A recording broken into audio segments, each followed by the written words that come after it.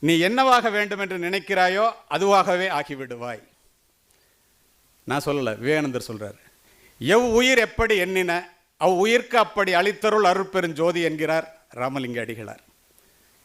ஈஸியாக புரிகிற மாதிரி சொல்லணும்னா, பூமியில் இருப்பதும் வானத்தில் பறப்பதும் அவரவர் எண்ணங்களே. நீ எதை கேட்கிறாயோ அதைத்தான் வாழ்வு உனக்கு தருகிறது.